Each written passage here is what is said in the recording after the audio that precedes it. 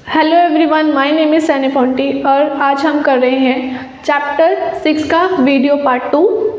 Video part 1 में हमने कुछ टॉपिक कवर नहीं किए थे इस चैप्टर के और वो अब इस वीडियो में कवर कर लेंगे। ठीक है, तो ये स्टार्ट करने से पहले हम लोग कुछ वीडियो पार्ट 1 का रिवीजन कर लेते हैं कुछ टॉपिक्स का। तो रिवर्सिबल चेंज और इरिवर्सिबल चेंज के बारे में हम लोग थोड़ा रिवीजन करते हैं। तो रिवर्सिबल चेंज मतलब ऐसा चेंज जो अपने इनिशियल स्टेज पे से फाइनल स्टेज पे आ जाए कोई भी चीज़ और वापस फाइनल से इनिशियल स्टेज पे आ जाए, उसे हम बोलेंगे रिवर्सिबल चेंज। जैसे कि एग्जांपल में हम लोग लेते हैं बलून। जब बलून का जो इनिशियल स्टेज होता है तो उसमें क्या होता है, वो उसका साइज़ जो होता है वो छोटा होता है। जब हम उसमें हवा भरते हैं तो क्या होता है, तो उसका साइज़ इंक्रीज़ हो जाता है। अब मुझे उस बलून की हवा वापस निकाल देनी है, तो मैंने जब उसकी हवा निकाल दी तो क्या होगा, जो उसका साइज़ है वो अपने पहले स्टेज पे आ जाएगा, बलून वैसा का वैसा हो जाएगा फिर से।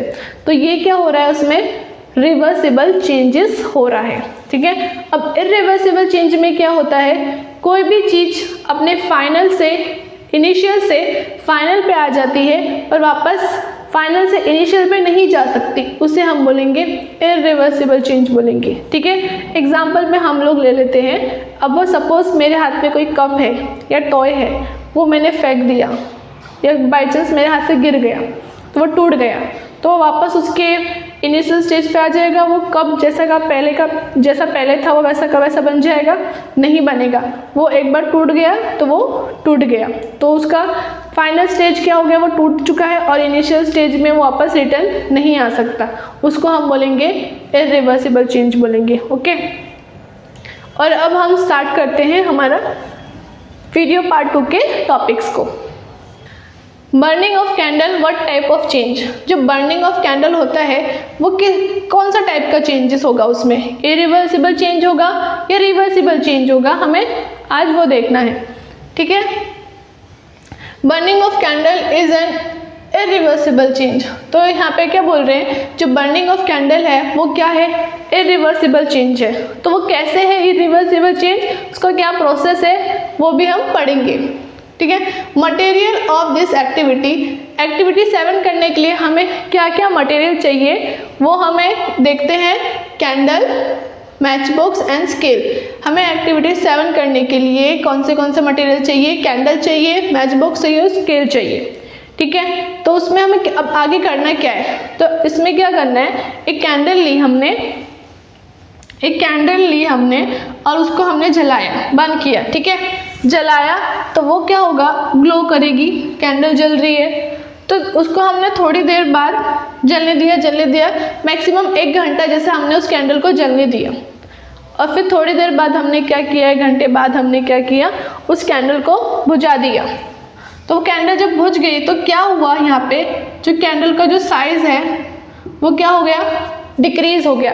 पहले कैंडल थी इतनी बड़ी, अब क्या हुआ, जब मैंने कैंडल को 1 घंटे तक जलने दिया तो उसके बाद जब मैंने देखा जो कैंडल का जो साइज़ है वो क्या हो गया, डिक्रीज हो गया। क्यों डिक्रीज हो गया, तो आप बोलोगे मैम जो कैंडल का जो वैक्स है वो क्या हो गया, पिघल गया, इसलिए उसका साइज़ डिक्रीज हो गया।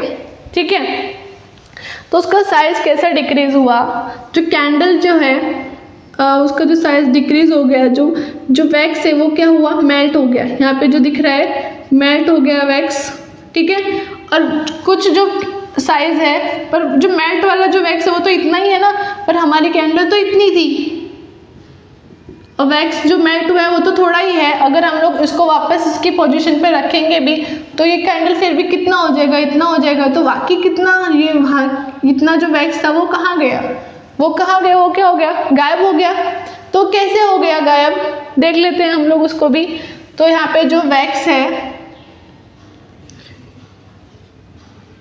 वैक्स है, कुछ जो वैक्स होगा वो मेल्ट हो जाएगा। ठीक है, जब कैंडल जलती है तो क्या होता है, जो वैक्स होता है वो क्या होता है, मेल्ट होने लग जाता है, और कुछ जो वैक्स है तो वो बर्न हो जाता है, वो जल जाता है। ठीक है, जो वैक्स बर्न होता है, burning of wax is irreversible change. जो वैक्स बर्न हो जाता है, जल जाता है, वेपर में कन्वर्ट हो जाता है, उसको हम बोलेंगे इरिवर्सिबल चेंज। यहाँ पे क्या होगा, इरिवर्सिबल चेंज होगा।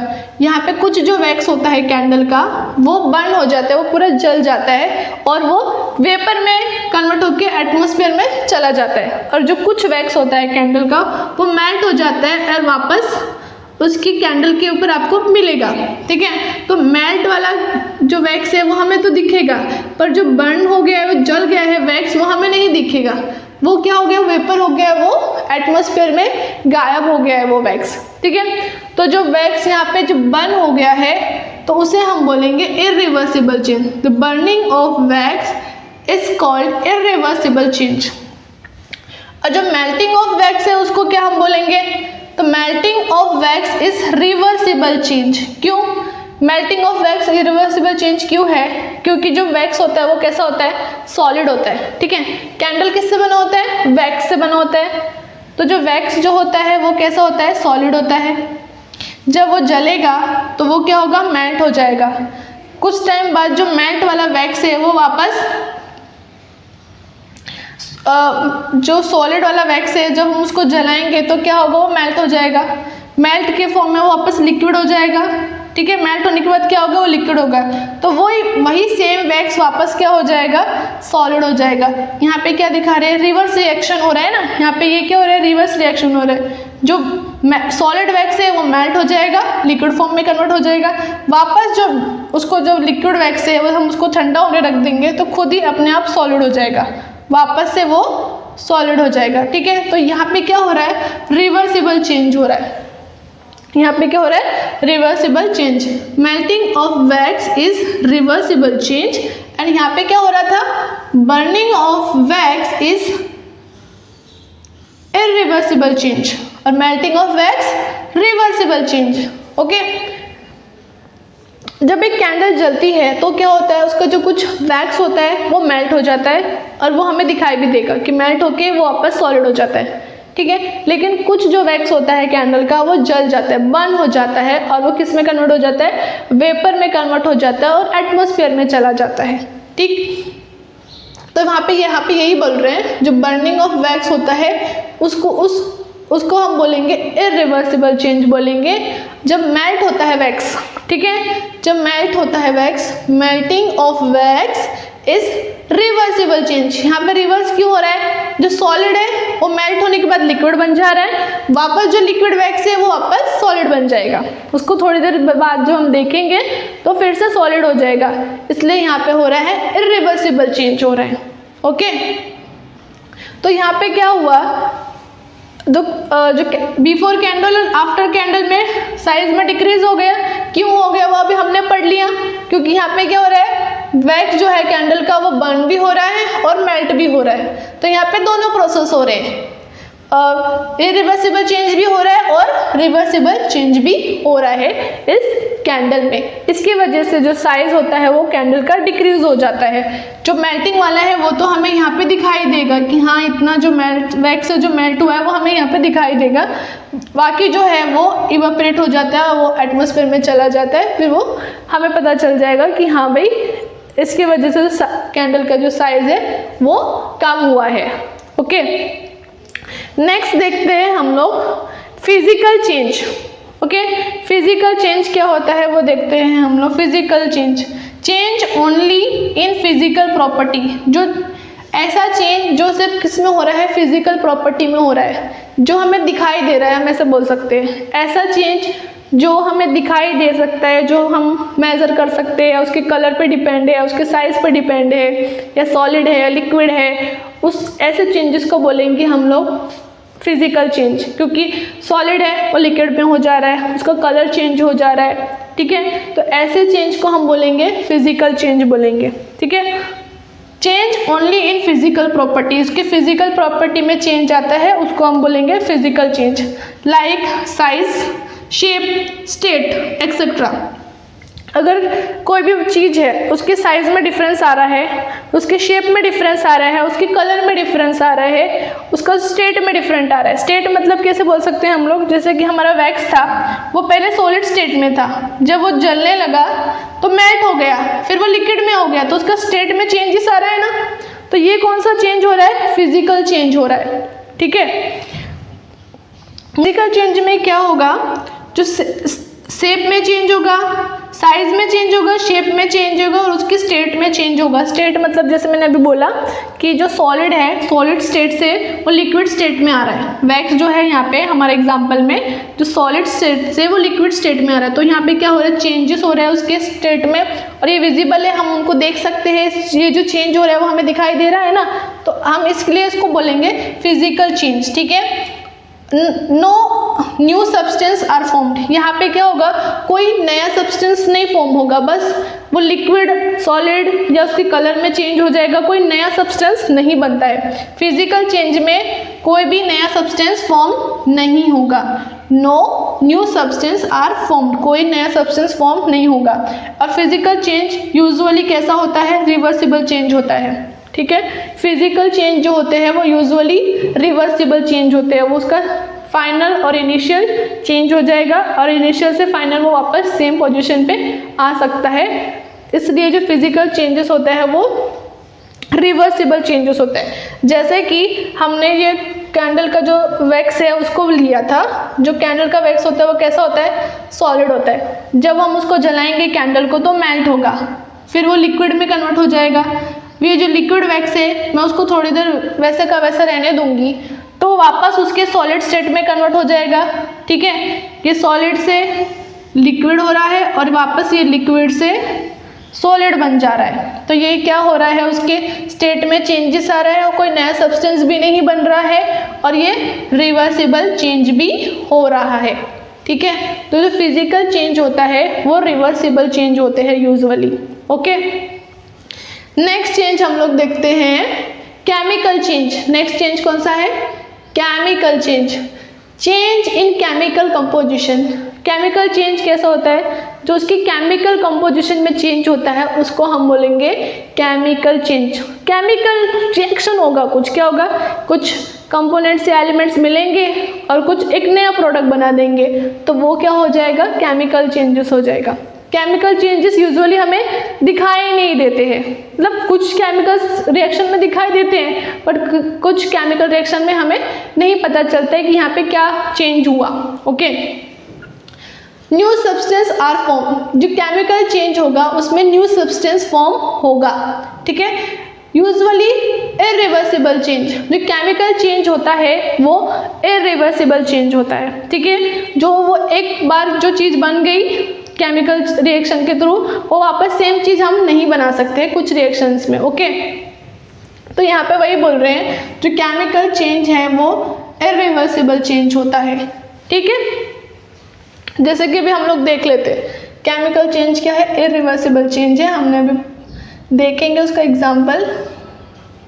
जो हमारी जो कैंडल होती है वो किससे बनी होती है, कार्बन से और हाइड्रोजन से बनी हुई होती है। ठीक है, जो कैंडल जब हमारी बनती है वो केमिकल, कौन से केमिकल से बनती है, एलिमेंट से बनती है, कार्बन से और हाइड्रोजन से मिलके हमारी क्या बनती है, कैंडल बनती है। ठीक है, जो हमारी कैंडल बन गई कार्बन से और हाइड्रोजन से, जब वो हमारी कैंडल जलती है, ठीक है, तो क्या होता है, जब उसको हम बुझा देंगे तो जब जलती है, जब कैंडल जलती है तो क्या निकलता है, उसमें से कार्बन निकलेगा और हाइड्रोजन निकलेगा। जब कैंडल जलेगी तो उसमें से क्या निकलेगा, कार्बन और हाइड्रोजन निकलेगा।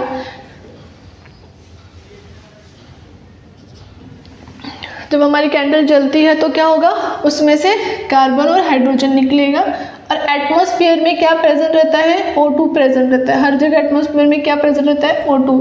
कोई भी चीज़ जब जलती है तो क्या होता है, ऑक्सीजन की वजह से ही जलती है ना।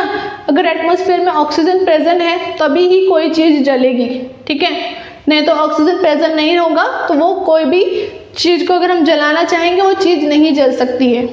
ओके, तो एटमॉस्फेयर में क्या प्रेजेंट रहता है, ऑक्सीजन प्रेजेंट रहता है ऑलरेडी। और जब भी हमारी कैंडल जब जलती है, बर्न होती है, जब उसका वैक्स जलता है कैंडल का, तो क्या रिलीज करता है, हाइड्रोजन एंड कार्बन रिलीज करता है। जब हाइड्रोजन और कार्बन और हाइड्रोजन जब रिएक्ट करते हैं ऑक्सीजन के साथ तो क्या बन जाता है, CO2 और H2O बन जाता है, कार्बन डाइऑक्साइड बन जाता है और हाइड्रोजन वाटर बन जाता है।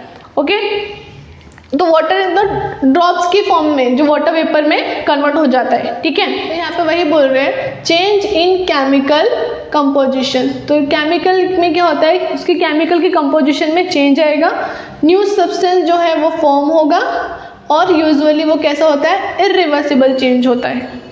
ओके, नेक्स्ट एक्टिविटी है हमारे बुक में cart wheel with metal rim fix to it.